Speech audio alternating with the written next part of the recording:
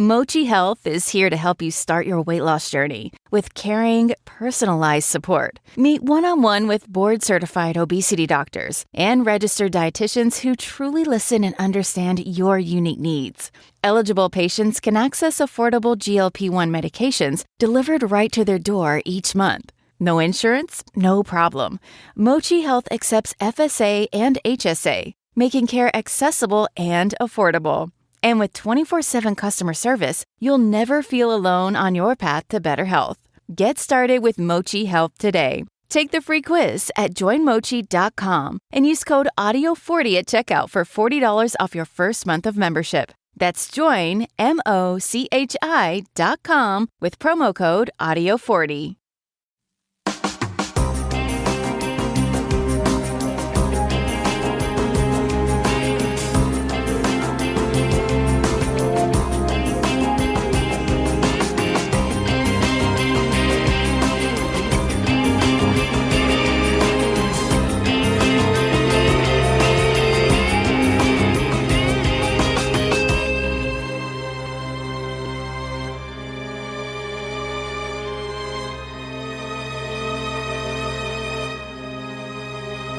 Hello, everyone, and welcome to episode 211 of the True Crime All the Time Unsolved podcast. I'm Mike Ferguson, and with me, as always, is my partner in true crime, Mike Gibson. Gibby, what is up with you? Hey, man, how you doing? I'm doing great. Yeah? You know why? What's that? Because I'm in studio with you. There you go. And we're having a lot of fun. We are. It's always fun in here. Telling stories, lying on each other, Yeah. exposing secrets, and then editing them out. That's what we do. You meant lying to each other.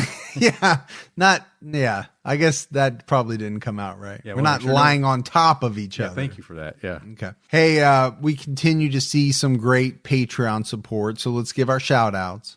We had Share Insights, Hey, it's always a good insight. Gary Danka, Hey, Danka. Anna Hughes, What's going on, Anna? Jerry Mum, Hey, Mom. Denise Henderson, What's going on, Denise? JD Dewey, What's up, JD? Nikki Rose, Hey, Nikki. Eric, What's going on, Eric? Rebecca Taylor, Hey, Rebecca. Lindsay Joe, Good old Lindsay Joe. Janet Ziden, Well, what's up, Zayden? Brandy Wilson, Hey, Brandy. Savannah Swovland. Swoveland. Ooh, you got to stop doing that. Ooh, in front of certain names. It's creepy. Well, that's true. Stacy B, What's up, Stacy? April Chisholm, Hey, Chisholm. Claudia Drazetic, Drazetic. Stuart Cunningham, What's going on, Stuart? CW, Appreciate that, CW. Ashley Schwartz, Hey, may the Schwartz be with you. Ariel HC. Hey, Ariel, isn't it like the mermaid? That is the mermaid. Yeah. I don't think this is, but yes, Could be. You never know. Ariel is the mermaid. Yeah. Charles Telk III, What's going on, Charles? Tutu Lyle, Well, thank you, Tutu. Alicia Haywood, Hey, Alicia. Lee Everett, Well, I appreciate that, Lee. and last but not least, Deanne Morey. Well, thank you, Deanne. And then if we go back into the vault, Gibbs, Yeah. this week we selected Jamie DeLoe. Hey, Jamie. So love that long-term support. We love all of our supporters, the new support as well. We had some great PayPal donations from Leah Miller, Hey, Leah. Catherine Belbin, Appreciate that, Catherine. Shannon McIntyre, Hey, Shannon. and Allison Burks. Well, appreciate that, Allison. So thanks to everyone. Gibbs, right now on True Crime All the Time, we have a case out on Howard Elkins. Some people may be familiar with this case, but he killed the woman he was having an affair with after he found out she was pregnant. And even though police solved the case many years later, like 30 years later, there are still a lot of mysteries surrounding this case. There's also a lot of gruesome discoveries. Oh, my gosh, there was. And so it's a good episode, though. Definitely check that one out.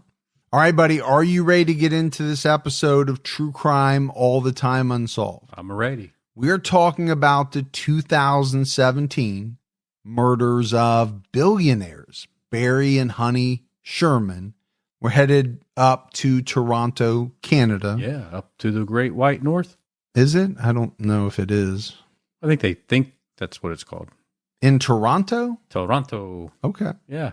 I was thinking that was farther up, but my Canadian geography is not great. I will admit that. You got a hockey team up there. Well, yeah, they got a lot of hockey in a lot of places in Canada. I've never been to Toronto. Yeah. I've been wanting to go. It seems like a really cool city. Yeah. As do a number of cities in Canada. There's really a bunch that I want to visit. Right. Yeah. Calgary. Oh, yeah. We've got some really good friends in Calgary. Yeah. And there's too many to list. But once that border opens up, we're going to make a Canadian tour. do the Canadian tour. I'm going to wear a toque. Are you? Yeah. Okay. I'm not. Okay. Yeah. I got to keep my head warm. Oh, yeah, that's true. So Barry and Honey Sherman were very wealthy. I think that's an understatement. I just called them billionaires. Barry had made his fortune in the pharmaceutical industry, and that's a place you can really make it. Depending on what you're in, Sure. You have a breakthrough, Gibbs, that let's say produces a drug that solves a major medical issue. Yeah. You are going to make a boatload of money, plain and simple, for as long as that patent holds out. And then Right. everybody's going to start making the generic version, and you're still probably going to make a boatload of money. Oh, you're going to make a whole lot of boatload of money on that generic version too.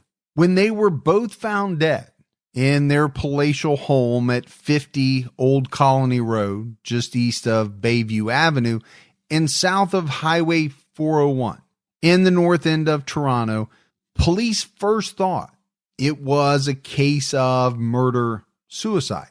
This later was found to be incorrect. Now, before we dive too far into the murders themselves, let's take a look at the Shermans' years before their deaths. According to Kevin Donovan, author of The Billionaire Murders, where a lot of our research comes from, 75-year-old Barry and 70-year-old Honey Sherman had been married for 47 years. And by all accounts, they had a wonderful relationship, despite the fact, Gibbs, that I think they had conflicting personalities. I'll say that. Well, that can happen in some marriages. Yeah, I think it can. I would point to my own marriage. My wife and I are very opposite on many things. You sure are. She's very big on cleanliness. Me, not so much. Right. I'm more of a slob Yeah. in certain areas. And there's just, you can just look at our Netflix cues and see how different we are. Yeah. Well, you're a little bit country. She's a little bit rock and roll. Or the other way around. I Yeah. get it. That's a good reference. So in their case, Barry was meticulous and detail oriented. Honey was more of like the social person, laid back, carefree. They were billionaires. They were avid philanthropists, well known in their community for their charity work and interest in helping others. The couple had 4 adult children: Lauren, Jonathan, Alexandra, and Kaylin. Wish I had enough money to be an avid philanthropist. Me too. You always hear about, Bill Gates gave $100 million to something Yeah. and didn't even bat an eye Didn't make a dent, did it? because he's got billions and billions to spare. Yeah. I'm glad he's giving it to somebody, though. Yeah, good on him. I think, if you watch some of the movies about Bill Gates, he really does not come off well. Yeah. And I'm not really sure he was a very good person in his younger days as he was starting Microsoft and being cutthroat and doing whatever he had to do to make it grow. Right. I think as he got older, he definitely got into helping others, and he's helped, countless people with his money, which is noble. Yeah. You applaud that. He could hoard it. He could Scrooge McDuck and Sure he could. swim in it if he wanted to. Right. But he gives a lot of it away. Yeah. He's going to be giving a lot of it away here soon to his wife with his recent divorce notice. Well, that might take down his level of philanthropy. I don't know. Yeah. We'll have to see how much he ends up with. Barry made his fortune when he founded a pharmaceutical company that manufactured generic medications like Prozac to manage depression and AZT to treat HIV. Gibbs, you saw that movie Dallas Buyers Club. I did, yeah. That's the drug that McConaughey was kind of focused on, Right. that AZT. But I think, despite their wealth, the couple lived well below their means, driving inexpensive cars and wearing off-the-rack clothing. I thought all clothing was off the rack. I didn't realize that you could get clothes before they ever made it to the rack. Oh, yeah. If you got enough money. Yeah. But, this is not all that uncommon. You can look at a lot of people that have a lot of money. I mean, just take Bill Gates. You ever see him in an interview? He looks like he's getting ready to teach freshman chemistry. Oh, you're right. Yeah. He does not wear like Armani suits and all that. Take a look at a guy like Sam Walton that was worth an unbelievable amount of money, yet refused to buy a new truck, wanted to drive around in the old beat up truck he had for years and years and years. And a guy like Warren Buffett, who, there's stories about him that every day he goes to McDonald's, he gets a $1 cup of coffee and a $1 sandwich. Yeah, why pay more? And that's what he gets. He could have a private chef whip him up whatever he wants. That's just not his style. Wow. Well, you can make the argument that that's how these people get rich and that's how they stay rich and all of that. I think Zuckerberg, he always wears the same shirt every day because he said it makes his decision a whole lot easier, right? He doesn't have to think about things. He can just get up, put the same jeans and the same color shirt on and go throughout his day. But here's the thing with all those people. If you got that amount of money, you can make whatever decisions you want, because what do you care what anybody else thinks of you? You sure don't. That's why. But here's the thing about it. People said that if it wasn't for Honey, Barry wouldn't have spent any money. Again, I can draw a direct correlation between the relationship between my wife and I. Oh, you sure can. Their only indulgence seemed to be their custom-built home in a posh section of Toronto in a conclave of upper-class Canadians. At the time of their death, their home was for sale because they were building a new custom-built mansion so that Honey could be closer to friends and family. Both Barry's family and Honey's family survived the World War II Holocaust, and their families immigrated to Canada shortly after the war. And this was said, Gibbs, to be a big motivation for many of Honey's charity endeavors. She believed she had been given a second chance, and she wanted to pay it forward. Now, Barry, he was solely focused on work and on growing his business, often taking work home and on vacation when he could be persuaded to leave. Like I said, Honey was the social butterfly, and if it was not for her, Barry would probably not have socialized with anyone. Again, probably another correlation between you and your wife. I feel like we are very, very similar to this couple. As it was, Barry was estranged from much of his family. It really wasn't, though, because of some big blow up, right? Ill feelings. It was almost as if the relationships with his family had just kind of fallen by the wayside. They had been neglected. That happens in a lot of people's relationships with their family. It does. It does. Well, and you also have some that are severed because of the big blow up. Sure. And you have the malice and you have the ill feelings. I don't think this was the case here. Now, was it because of him and the fact that he was all about work and nothing else? Or was it because of some other members of his family? That part I don't know. Right. Could have been a little of both. A friend of Barry's later said to papers that Barry did not see the value in money so much as he viewed it as a way to keep score. I can get that. I can see that. Well, you're getting into, this is way past keeping up with the Joneses. Right. So you have that phrase, which means, okay, if Bob next door gets a new car, Well, I got to get a new car. I can't let Bob pass me up. He's driving this new whatever, and I've got this thing that's 7, 8, 9 years old. Yeah. Okay. That's keeping up with the Joneses. When you get into the billionaire category, then you're competing against the Waltons and the Trumps and, throw out all these people with, you mentioned the Zuckerbergs, Gates. So at that point, I do think you are keeping score. I think a lot of them are. Forbes is going to come out with the list. Where am I at on the list? That's right. And if I'm not where I want to be, how do I make it so that this time next year when the list comes out, I'm above so-and-so? Kind of a competitive list. I want to be, nestled right in between Zuckerberg and Gates. That's where I want to be. Yeah. But given all of that, Barry supported his wife's charitable endeavors. He gave millions to untold charities. He was a little bit of an enigma where money was concerned. He was extremely litigious. He sued anyone and everyone at the slightest provocation.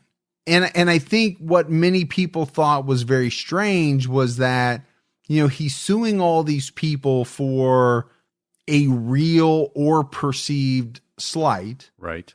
He doesn't need the money. Oh, of course not. Whatever amount of money that he's going after is probably pretty inconsequential to him. He's just doing it for the principle of it. Yeah, I do think for Barry, it was all about principle. You wronged me, you did something you shouldn't have done, and I'm going to make you pay. Now, he wouldn't go beat him up. He wouldn't threaten them with a gun. But if he felt wronged or taken advantage of, he turned to the courts. And this wasn't limited to strangers. He did the same thing with relatives and friends. And maybe that's where some of the failed relationships with family came from. Well, that will do it. They're probably not going to want to hang out with you if they know that you might sue them. Or already have. Multiple times. Right.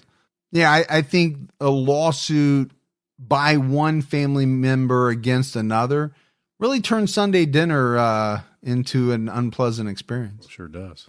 At one point, the press labeled Barry the most litigious Canadian. What an honor. Yeah. Yeah. I don't know how he viewed that. Is it a good thing? Is it a bad thing? Is it a nothing burger? I don't know. I think it's one of those things that you have to be like, if you're doing business with him, you're like, be really careful because he does not have a problem taking you to court. Oh, yeah. I mean, you get that reputation. There's some people that are not going to want to work with you. Yeah. And I think it's this aspect of Barry's personality that would become significant later when police began looking for persons of interest who might have had a motive to kill Barry.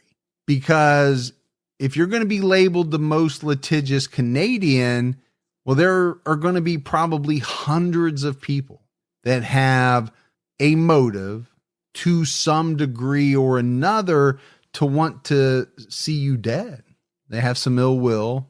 Barry Sherman also filed court cases against the big pharmaceutical companies so that his company could manufacture a less expensive generic version. Okay, I think that's pretty common. Yeah. I don't think you can single Barry and his company out for that one. Well, but he's also not going to make any friends with big pharma companies. No, they pretty much hate you at that point. Well, and add on top of that, he was just constantly dragging them into court, and a lot of times he was winning. So big pharma doesn't like what? They don't like to lose money. No. And they don't like to lose lawsuits. They don't like they just don't like to lose because they're used to winning. Yeah, competitive. So he definitely made enemies based on some of that. Barry graduated with a doctoral degree in aeronautic engineering from the Massachusetts Institute of Technology, or MIT, with honors in his early 20s. So obviously he was a pretty smart fellow. Yeah, it's a nice university. Yeah, it's good. Spent a little time there. I'm sure you did. Yeah. As a janitor. Yeah, exactly.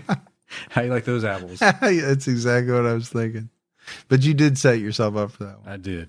Unfortunately, Barry's uncle and aunt both passed away within a few months of one another, not long after he graduated, leaving behind 4 young children and a company called Empire Laboratories. Barry purchased the company with the provision that the 4 kids could work there when they turned 21, and they would receive 5% ownership when they turned 23, but only if Barry still owned the company at that time. If Barry sold the company, the new owners were under no obligation to honor the deal, and no trust, Gibbs, was established for the children from the proceeds of the sale. So this is risky, and it's not going to turn out to be great for these kids at all. No, it's not. Because Barry sold the company long before the children reached their 21st birthdays, forming his own company named Apotex, and it was through Apotex that he made his eventual fortune. So, I mean, you could look at him and say, okay, that was pretty ruthless. Or very calculated and a smart decision. Well, you could say it's all that. Yeah. Really. But, you know, at the end of the day, he kind of cut these kids out of any type of money. Yeah. That should have come to them based on the hard work of their parents. On Wednesday, December 13th, 2017, Barry and Honey Sherman met with the architect who had designed their new home to pick out features, go over some changes to plans. They were both reported to be relaxed and in good spirits. The meeting occurred at Apotex. Honey left around 6 p.m. for home. Barry stayed at work a little bit longer. He left around 8:30 p.m. After he got home, Barry sent an email concerning a drug his company was developing. But unfortunately, that would be the last that anyone heard from either of the Shermans. Now, Barry was known to suffer from insomnia, and he would often email others in the middle of the night. But on that night, he didn't send anything. He also didn't report to work the following day, Thursday, December 14th. Now, he owned the company, so he didn't have to punch a time clock. There really wasn't anyone he answered to, and nobody's going to say, hey, where's Barry? Yeah. Hey, Barry, why aren't you here yet? Yeah, what'd you do, sleep in? So there were really no alarm bells raised concerning his whereabouts or his well-being. And that would then extend to Honey as well. According to the CBC's The Fifth Estate TV crime show, at 8:30 a.m. on Friday, December 15th, Nelia, the Sherman's housekeeper, showed up at her usual time and let herself into the home through a side door with her key. She and Honey had made previous arrangements to do some cooking in preparation for Hanukkah, which was being hosted by the Sherman's daughter that weekend. Megan, the Sherman's personal trainer, also arrived shortly after 8:30 a.m. She planned to work with Barry before he left for the office, and then she anticipated working with Honey during her daily workout. Megan followed Nelia into the house, and a few things struck both women as odd that morning. First of all, the newspaper was still on the stoop, and this was strange because you can just picture it, Gibbs. Barry is a titan of industry. Sure. So one of the first things that he would probably want to do after waking up is get that newspaper. I got to read the business section. I got to see what's going on. Also, Nelia noted that the house security system had not been armed, and that was strange. It was usually always armed when she got there. A third individual arrived before 9 a.m. Honey had scheduled to have some work done on their furnace, and the HVAC employee came to perform the work. Nelia showed him to the furnace in the basement, and then she resumed her duties. I don't think it took all that long, Gibbs, for Megan to become concerned. A couple of things were probably floating through her mind. Number one, the Shermans were still asleep, which was probably unlikely I picture them as people that got up and got started on their day. Right. That's how I pictured them too. And then number 2 option is they weren't home. Nelia checked their bedroom and found the bed made, but didn't find Barry nor Honey. She told this to Megan, and Megan decided to leave. The HVAC employee completed his tasks and he left. When questioned later during the investigation, he said that he observed some footprints on the walkway in the snow, leading down to the underground garage, but believed they did not appear fresh. He thought that they were older because they looked to be frozen. Nelia was alone in the house until 10:45 a.m. when a realtor arrived with 2 clients to see the home that was for sale. And the trio was met by a woman named Elise, who was the Sherman's realtor. Elise took the couple on a tour of the home. She led them and their realtor through the 6 bedrooms, 9 bathrooms, a sauna, an underground parking garage, and an indoor lap pool, among a whole bunch of other amenities. I mean, this was obviously a very nice house. It was Elise who first discovered the bodies of Barry and Honey in the lap pool room. When the buyers and their agents reached that room, Elise opened the door and was confronted with a horrifying sight. Sitting in chairs facing a wall, away from her were Barry and Honey Sherman. Both of them had something around their necks, and the couple was not moving. Elise immediately knew something was wrong, and she's told this, I think, to Papers Gibbs, she had trouble processing exactly what it was, right? Something's wrong, but my brain is not taking it in and processing it. More like a weird dream, I think. Well, I think you have that in a lot of situations where you're confronted with something that, number one, you don't want to believe. You don't want to believe this is Barry and Honey. You don't want to believe that they're dead. And so sometimes I don't think your mind allows you to make that connection. Right. It's like, oh, this can't be. Well, what a true professional she was. I think as a real estate agent, you'd have to say she was. You know, she closed the door, she backed out of the pool room, and basically told the prospective buyers not that she thought the owners were dead in the pool room, but that it was temporary off limits, and that if they were serious about purchasing the home, they'd be able to see it at a later date. She escorted the couple and their realtor through the rest of the tour and then sent them on their way. I don't know how you remain calm after you saw what you did and not say, hey, tour's over.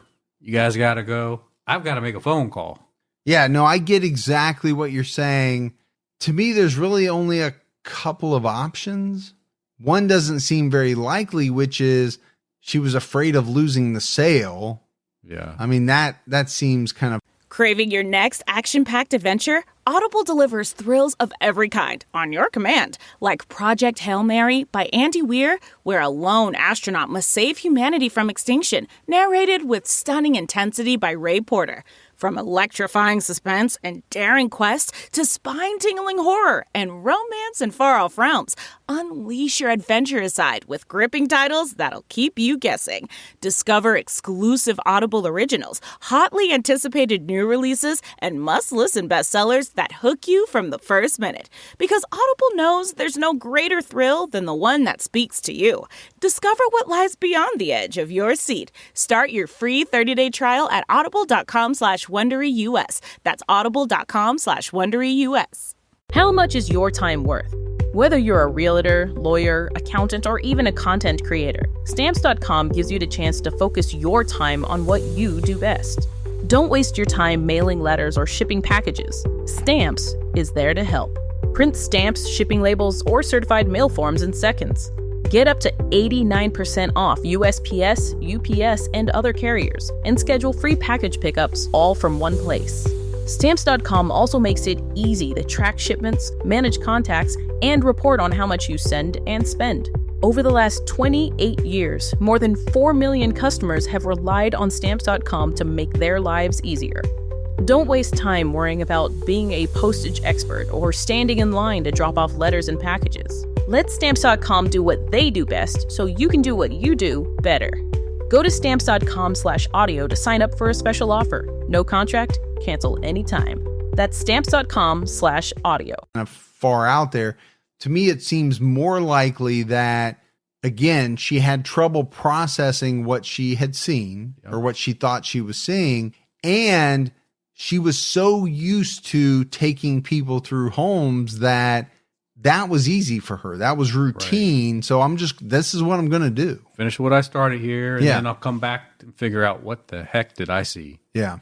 That seems more likely. I can't believe that she was callous to the point where she didn't want them to know solely because she didn't want to lose the commission. Yeah. You're going to lose the commission because your buyers are deceased. Exactly. So whatever you signed with them is not valid at this point. As soon as the prospective buyers left, Elise found Nelia and she asked her to look in the pool room. Again, Gibbs, I think she wanted confirmation that what she thought she had seen was real.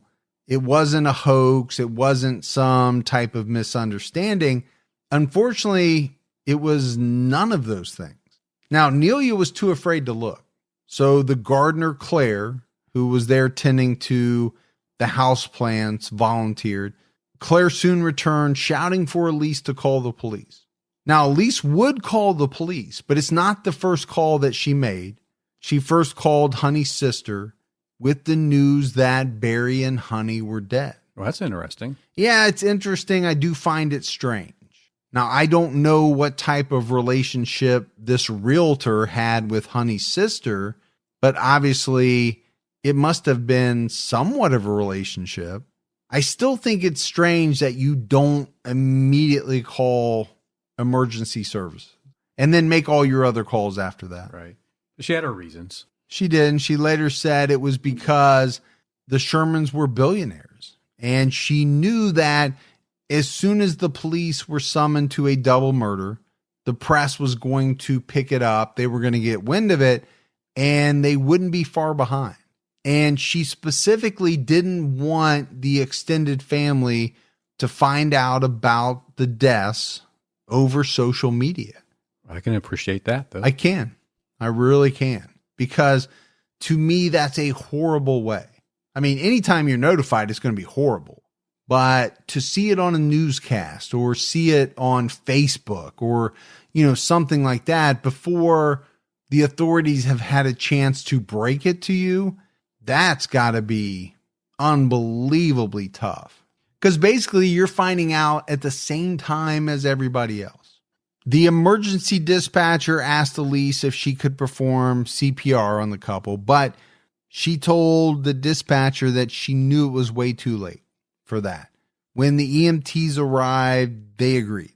They estimated that the couple had been dead for over 24 hours by the time they arrived.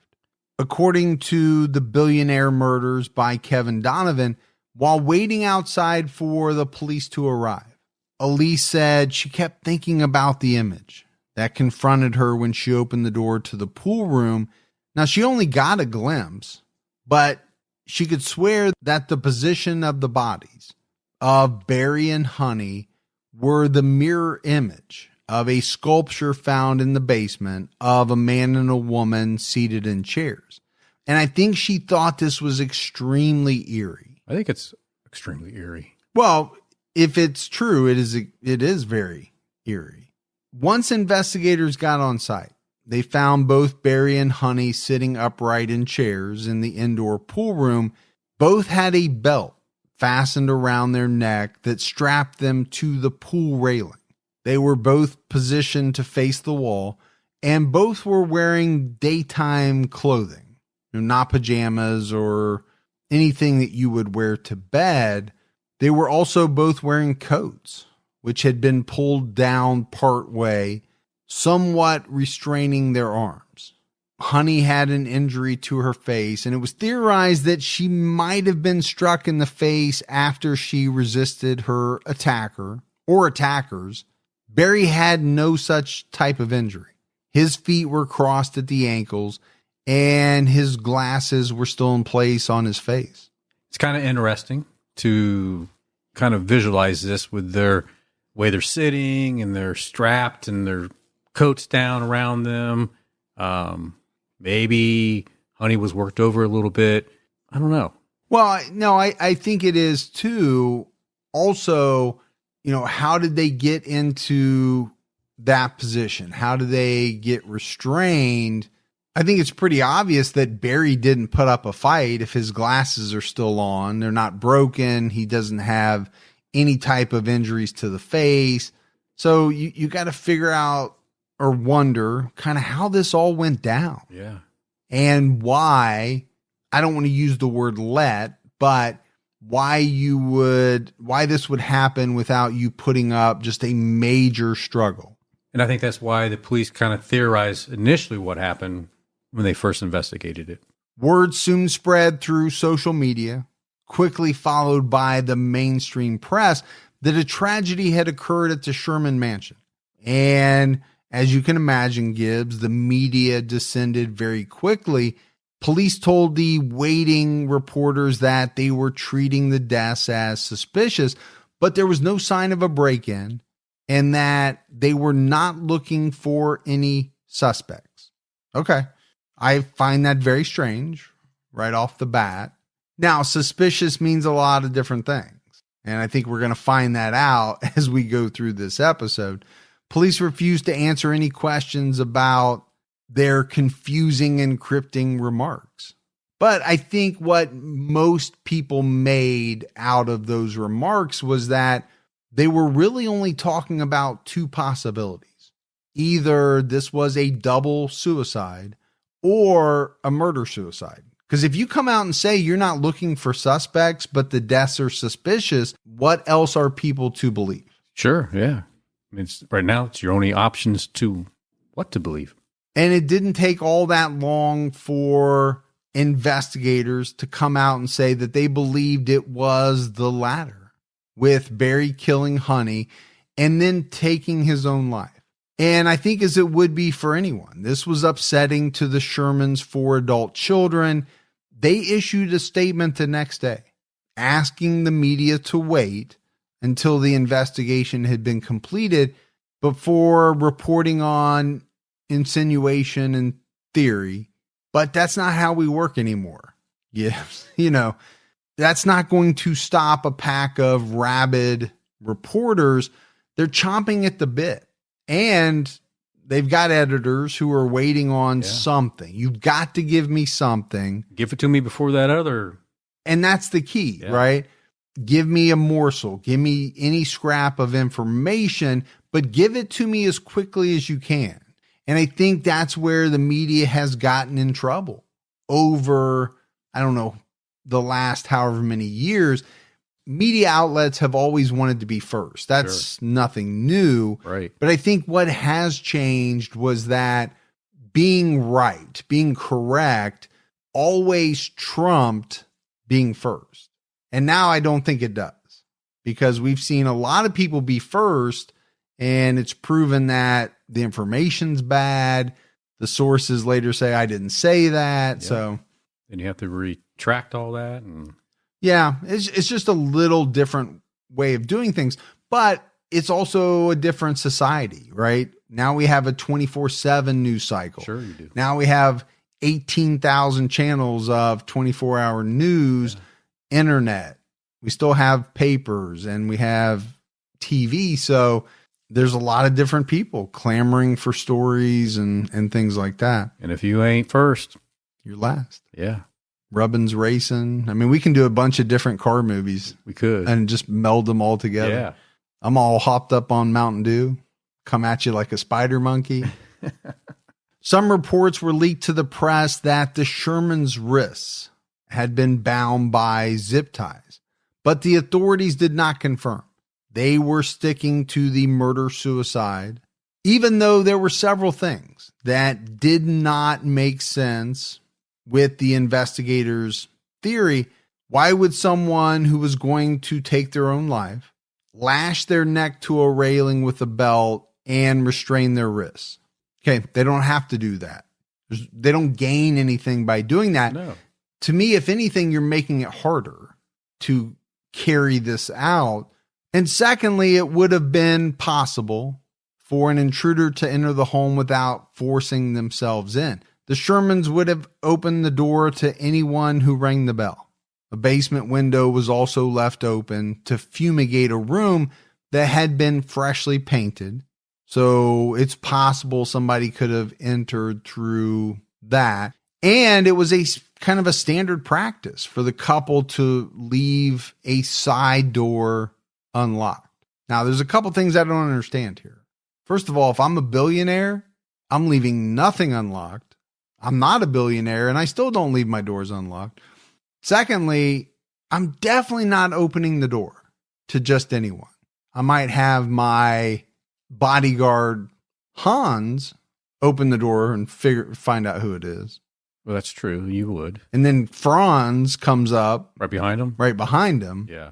And they say, we're Hans and Franz. And then, we get to the bottom of it. Clearly very trusting people. Yeah, I think much more trusting than I am even in my lowly economic financial status today. Yeah. I feel like if I was a billionaire, I'd have to ratchet up security by, I don't know, a magnitude of 10 or something. You'd have some wall with a moat, and I'd have sharks with freaking laser beams attached to their heads. it would take forever to get to your front door. It would. It was also leaked to the press that some paperwork and gloves belonging to Barry were found on the garage floor, causing some to speculate that he might have been ambushed after returning home from work. In addition, Honey's cell phone was found in a bathroom, causing some to wonder if perhaps she ran into the nearest room when she first saw the intruder or intruders. These details prompted the Sherman's children to hire their own team of investigators to conduct a parallel investigation, including a private second autopsy. I'm assuming they probably had the money. Oh, Well, we know they had the money. yeah, they have the money. Yeah. And they're going to spend it. I think if the names of your parents, their legacy, their whatever you want to call it, is being smeared on papers across the country, Yeah. you're going to go to any length when deep down in your soul, you know that they couldn't have done this. It would be very hard as children, even adult children, right, or adults, to believe that your parents could have done this. And if there was a way for you to refute it and get to the truth, Sure. a different version, then you would do it. I agree. So we talked just a minute ago about one media report that stated that both Barry and Honey had their wrists bound with zip ties, but the second investigation indicated that no zip ties were found at the scene, although the second autopsy indicated bruising on the wrists of both Barry and Honey made their use a possibility. Both autopsies listed the cause of death as ligature strangulation, but the private examiner listed the manner of death as a homicide, which the government did not. Both pathologists indicated their time of death to be Wednesday, December 13th, when they returned home from Apotex. So interesting that the private autopsy says homicide, but the government, they're sticking with their original claim. Yeah, and I think what it does is it highlights the kind of differences that you might see in an autopsy, right? You have people looking at the facts one way. You bring in a different person or another set of individuals, professionals, they can look at the same exact facts and make a different determination. And I think the family hiring this private investigator and this additional autopsy was fruitful because information that they got out of that made the Toronto police change their decision on what happened. Yeah, it did. In January 2018, the Toronto police announced that they now believed both Barry and Honey were the victims of homicide, and they no longer thought suicide played a role in their deaths. The Toronto Star newspaper was able to obtain a report regarding this investigation that listed 5 reasons for them changing their stance, but all 5 reasons were redacted. How frustrating is that when you get those reports that have been redacted like that? Yeah, well, you think you got something, but you really have nothing.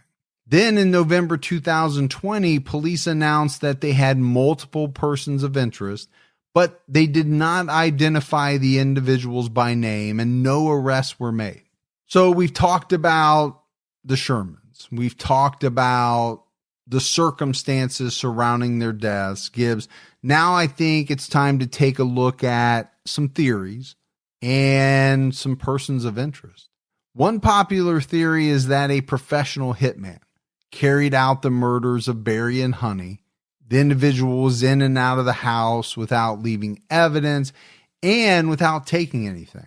It is thought that possibly either a pharmaceutical competitor or a disgruntled employee, present or former, hired a hitman to remove Barry as an obstacle.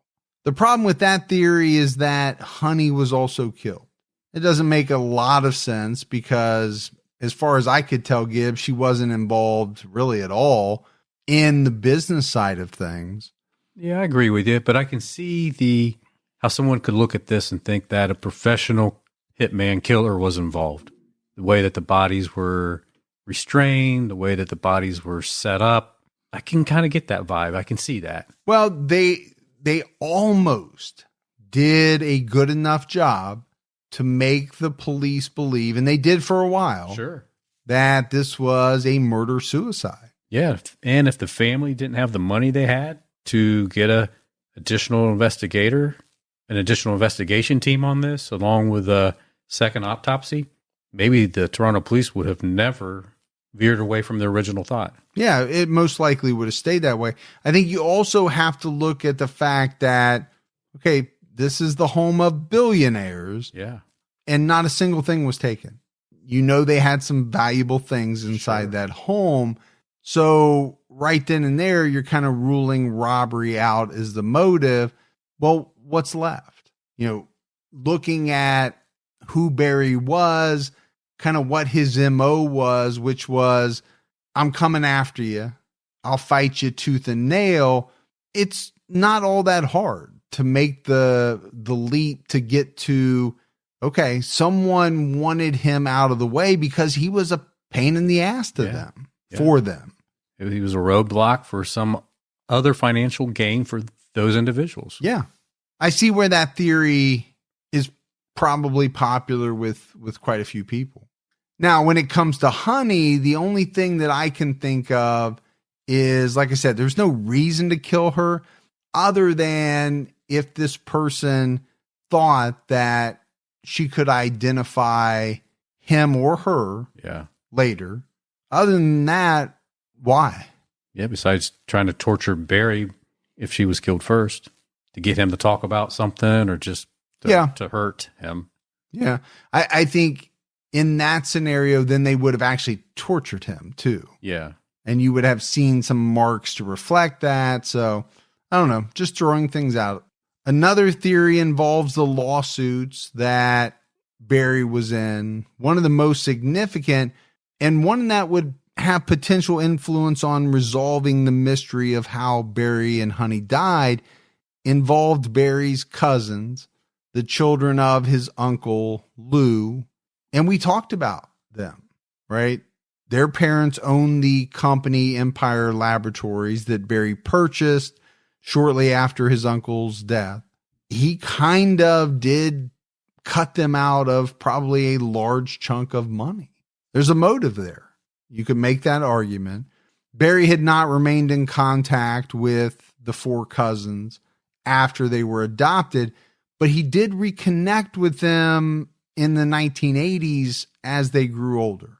And apparently Gibbs, all the kids were recipients of the Sherman's generosity, but one in particular, Carrie, was taken under Barry's wing because he was struggling to overcome an addiction. Gibbs, it's been reported that Carrie received around $8 million from Barry and Honey, first for his education and then to begin various businesses. I think he was into home repair. He had a remodeling company. That's some type of uncle to have, huh? Well, it is, but it's also the same uncle that kind of screwed you out of money in the past. Now, why this now? Why this change of heart? Is it a change of heart? Or, was he just being a good person? Is Honey now saying you need to do this? Or did he feel bad about what he had done? Yeah, I mean, he's helping them out, but it's not a gift. He expects to get this money back. He's not just giving them the money. Yeah, and I think that kind of answers the question, right? If you felt bad about what you did and you were just trying to make amends, now it might not be $8 million, but you probably just gift the money. You're worth billions of dollars. Right. But he didn't do that. He had Carrie sign promissory notes agreeing to repay the money. Now, Barry was generous with the terms, and he didn't require Carrie to make payments, and he never called the loans due, even when each of Carrie's businesses faltered or even outright failed. I do think at some level, Barry wanted to see Carrie make something out of himself. So, I mean, I think there was some goodness in him around this. And maybe he was just so used to business that he thought, well, I can't do it without having him sign a promissory note, but I'm not going to do anything about it. Yeah. Hold his feet to the fire a little bit to make sure that he stays motivated, maybe.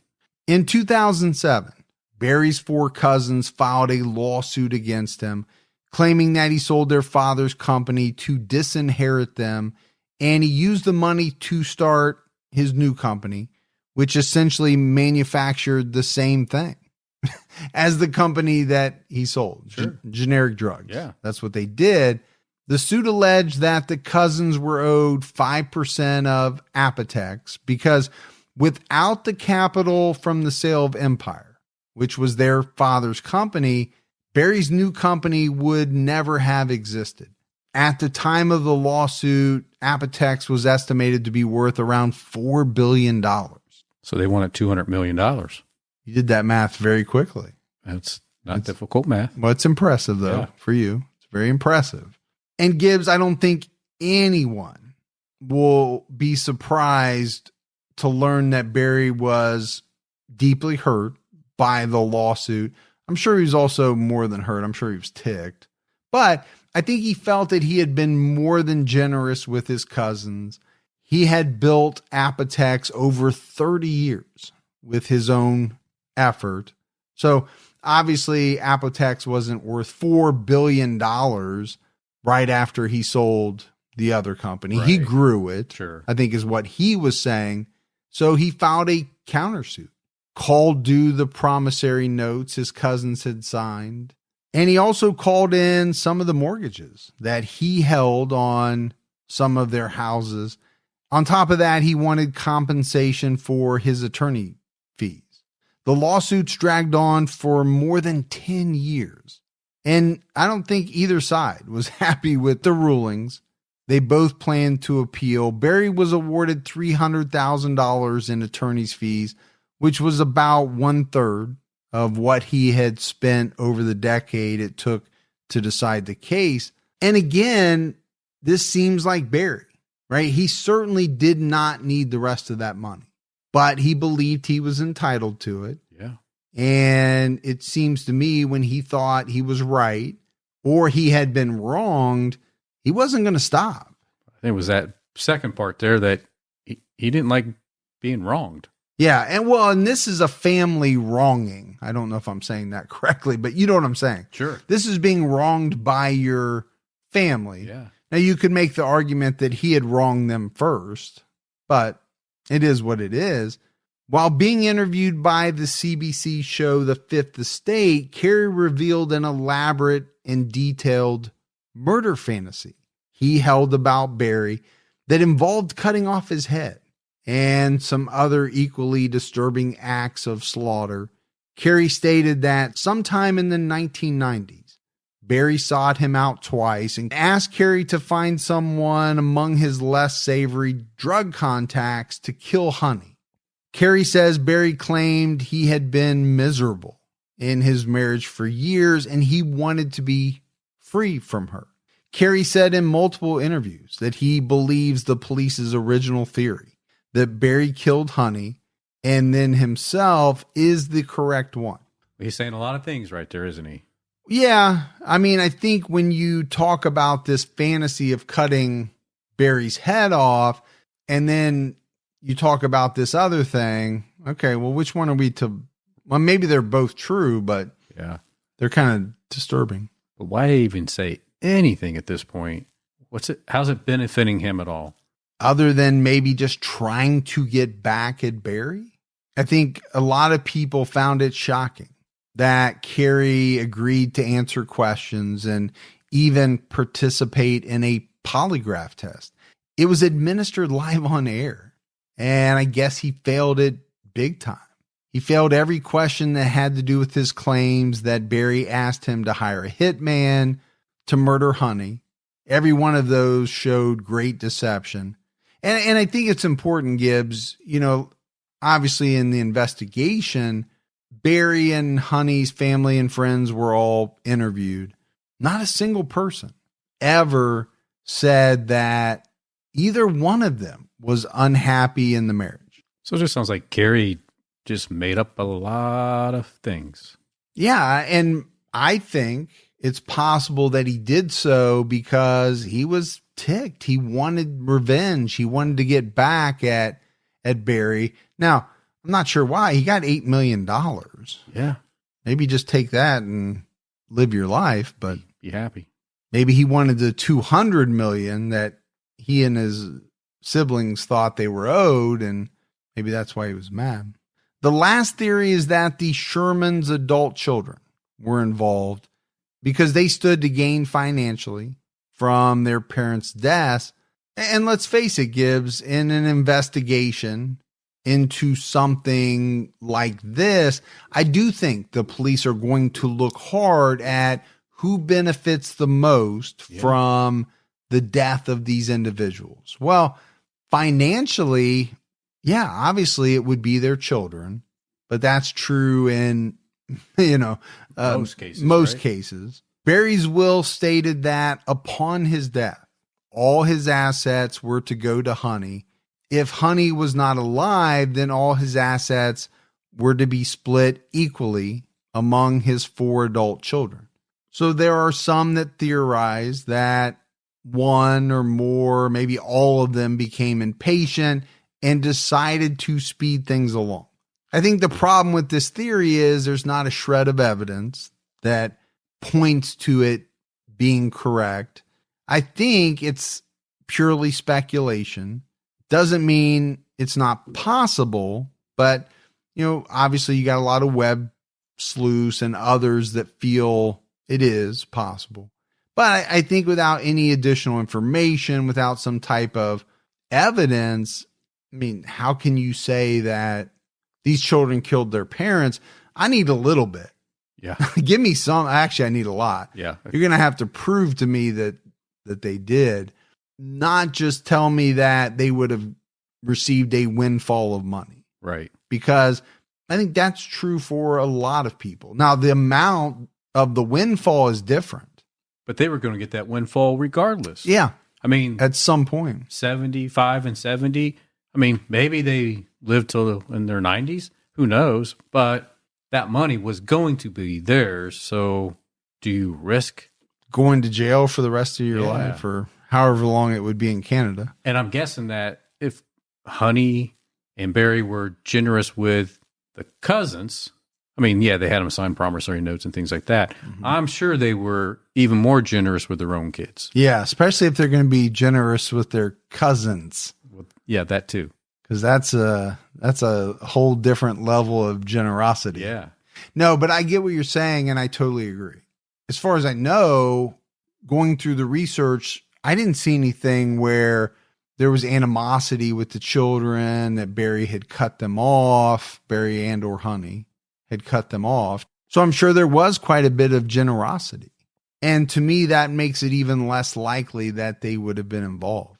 In the 4 years since the deaths of Barry and Honey Sherman, police have been quiet about the status and the progress of the investigation, leaving it to investigative journalists to try to figure out what's going on.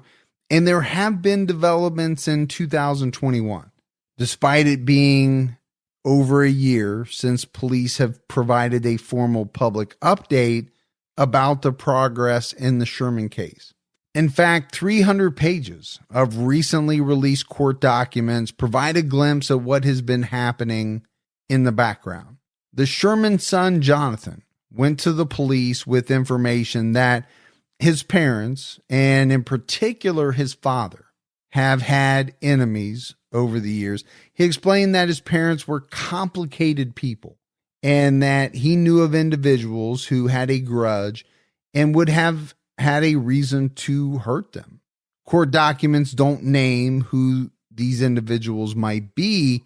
Jonathan described his father as lacking social intelligence and his mother as abrasive, basically alluding to personal reasons about who may have been behind the murders. So, to me, Gibbs, this is interesting because we kind of delved into, okay, maybe this is related to business, right? Trying to get specifically Barry out of the way because he's a roadblock, he's a pain in the rump. Now, Jonathan is kind of saying that he believes, at least based on what I've read, that it's more of a social reason. Yeah. Animosity with someone, but not directly related to business. That's what I'm getting from it. That his mom can be pretty abrasive. Okay, well, so can a lot of people. Doesn't mean they should end up dead in their pool room, No. but... Hey, when you got billions of dollars, you can be as abrasive as you want. Until someone calls you on it, Well, which true. is possibly what happened in this case. Could have been. I think no matter how much money you have, you should just be nice to people because you don't know what they're capable of. And it's kind of how I live my life. Not because it's the right thing to do, more so because I don't know what others are capable of and I don't want to find out. Well, in today's world, who knows? Yeah, I don't know what that says about me, and maybe it's a combination of both. Toronto police insist the case has not gone cold and that they are pursuing leads and taking active steps in the investigation every day. They have obtained warrants to access the Sherman's phone and financial records, including bank records and their computers. So I think based on that, you can make the assumption that investigators are suspecting some type of financial motive for the crime. Now, that's always been a theory in the case. The problem is there's so many people that have a financial motive, right? It must be very hard to narrow down the potential suspect pool. The one thing that really jumped out at me was, okay, this case is not that old. Right. Compared to a lot of the cases or most of the cases that you and I do. But I'm surprised that we're 4 years down the road and they're just now trying to obtain some of these things. You just don't know what the legal restraints have been throughout this process to get that. Yeah, I don't. It also, obviously for some period of time, they strongly believe that this was not a homicide. Well, that's true. So no need to reach out and get them then. But from the point that they changed their minds and started believing it was a homicide to now, okay, why have we not tried to get, and maybe they have tried and they've had a hard time like you suggested. There might be something there. If this was based on money or a bad business deal or something, maybe there's an email Yeah. Maybe there's a record, a financial record that's going to lead them in the right direction. I don't know. There's definitely some bizarre things about this case, and just like what happened in 2019. Yeah, I do think 2019 was a little bizarre. Their mansion was demolished with furnishings and personal belongings and other items still inside. But it happened at the request of their children. Now, some in the community found this strange that the police allowed this to happen, but the children said the police and the family's private investigator had already looked through everything, and they just wanted the bad memories demolished and hauled away or buried. They knew the home would never sell, so it was best for the community, so they demolished it and listed the lot for sale. I think everybody was it was bizarre to see a pretty much fully furnished home being demolished. Like, why not take all the belongings out? Why not auction that stuff off or give it away? Why not retain some of the personal belongings? But, they just... Well, that's what I would focus on. Personal belongings, because there's got to be some stuff in there that has some sentimental value, some connection. They probably really don't need the money that would be generated from selling off. No. And I can actually make the argument that I can see where they would not want their parents' belongings, their furniture, scattered around in other people's houses. I can make that argument. Sure. Yeah, that makes sense. Because they have the money that they don't need that to happen. They can but I don't understand personal belongings. And I don't know what the scope of personal belongings is. Maybe they got in and got everything that really had some sentimental value, and then whatever was left was called personal belongings. But they didn't really want it. Yeah, and it didn't mean anything to them in connection with their parents. I would hope that they got all of that stuff out and kept what they wanted. And then they just said, you know what? It's best for everybody. We're going to level it, sell the lot off, and be done with it. Right. Because we had great memories there. Yeah. The problem is they're overshadowed by this one horrific memory that kind of wipes everything else out, and we'll never be able to get it out of our heads. Maybe this is the way to help try to cleanse it. I don't know. And who's going to buy the home?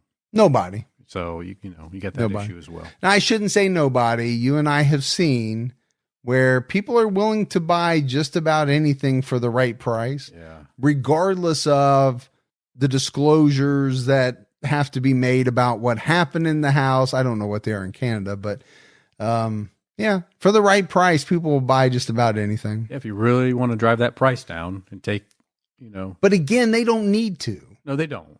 And that's why, I don't think you can look at their actions and equate it to maybe what you or I would do. Right.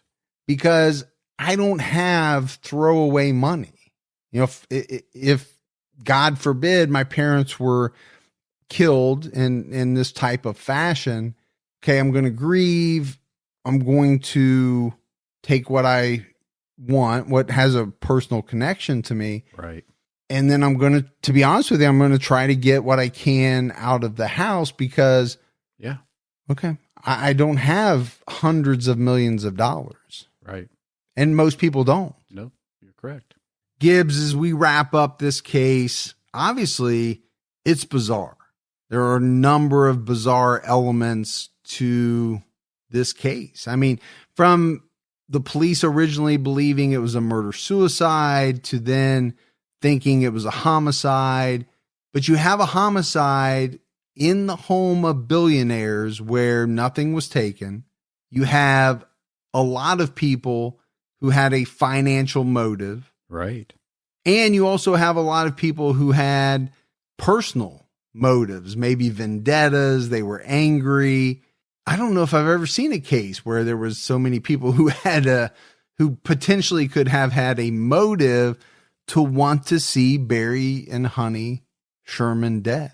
Some of them family, some of them, probably business partners or Competitors. competitors, things like that.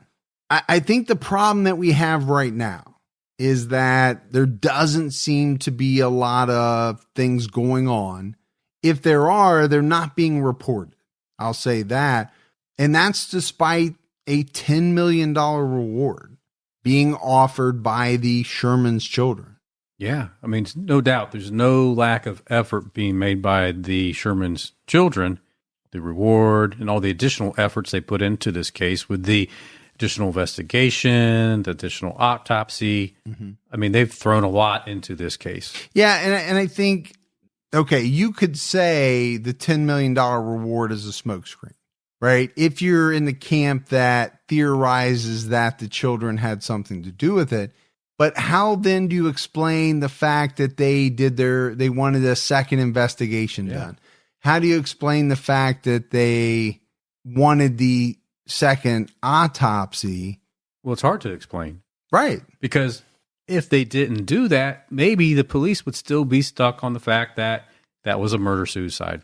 And they would be getting their money regardless. Exactly. So I think that kind of... Now, maybe they would have forfeited some life insurance on Barry's part. I have no idea what he had, but it wouldn't matter. The guy was worth billions of dollars. Right. Probably didn't even have life insurance. I don't even know if billionaires take out life insurance because what's the point? Yeah, I would imagine they would. They have a lot of resources. Gibbs do the Sherman's children, and they've thrown a lot of them at the case, but they're no closer, as far as I know, to learning the truth of what happened to their parents. I mean, were they tortured? What were their last moments alive like? Did they experience the shock and despair of knowing who their killer was? And I think you might have brought this up earlier. A lot of people asked the question, was one of them forced to watch the other die? This case is not that old. And I think at some point it will be solved. I don't think this is a case we'll be talking about in 60 years and saying it was never solved. I really don't. No, I agree with you. But until that happens, it's going to be rough for the kids. Now, my understanding is they're determined to carry on with their parents' legacy of good works and philanthropy, and that's a good thing. It is a good thing. But at the end of the day, what they want most is to, number one, find out what happened to their parents, right? Find out the real truth. Yeah. But number two, and probably even more importantly, is that they want to find out who's responsible, and they want those people to face justice. I think that's what any kids would want. I'd hire me a Jack Reacher. Well, they have the money to do it. Yeah. They could hire Tom Cruise to play Jack Reacher with the money they have. Tom Cruise is no longer allowed to play him. They got a new guy playing Jack Reacher now. You're saying that for the right money, Tom Cruise would not come to your house and play Jack Reacher? No, he probably would. I think he would. Yeah. I'll do it for less. But you could say that about anything. No matter what I say, you could say I'll do it for less because you would. I would. Yeah. And that's a sad state of affairs. But that's it for our episode on the 2017 unsolved murders of billionaires Barry and Honey Sherman. Gibbs, we got some voicemails. You want to check those out? Let's hear them. Hey, Gibby, how's it going, man? I just want to say how amazing it is that one man can put their mind to something and just have a podcast grow all on their own. It's very impressive. Daniel here from Calgary, wishing you the best. Keep tickling your own time. Well, hey. Okay, so did he just call you out specifically? He did. And say that one man can make this podcast grow? Daniel gets it. All right. He gets it. I just want to make sure I understood what was going on there. He just reached out to the wrong man. No, it's fine, man. You've done it all. You do it all. You do the editing. I cause all the editing. You do cause all the editing. No, it's awesome, man. People say, why doesn't Gibby talk more? Oh, he talks a lot. You just don't get to hear it. Yeah, because it's not good. It's not good. That's not true. Yeah. Hi, Mike and Gibby. My name's Cindy, and I'm calling from the Rochester, New York area. Longtime listener, been listening about 2.5, 3 years to both podcasts. Love you guys. But I just listened to the podcast about Kathy Bernhardt and Georgianne Formicola, and you're talking about all the other crazy crimes that have happened in the area, which I know all about. But I had never heard of this one, and the strange thing is, my parents and I moved to that area in 1971, and I had never, ever heard of that crime.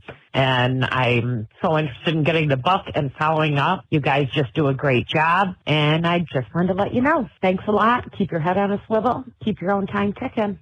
Yeah, I mean, that happens. You know, Gibby and I ran into that same issue with a crime here in Dayton, an unsolved crime that we didn't know anything about. Yeah. We ended up covering it. We did.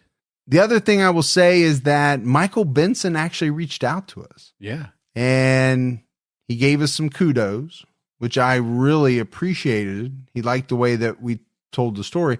I'm sure he also liked the fact that we gave him credit. Yeah. In the parts that we use from his book.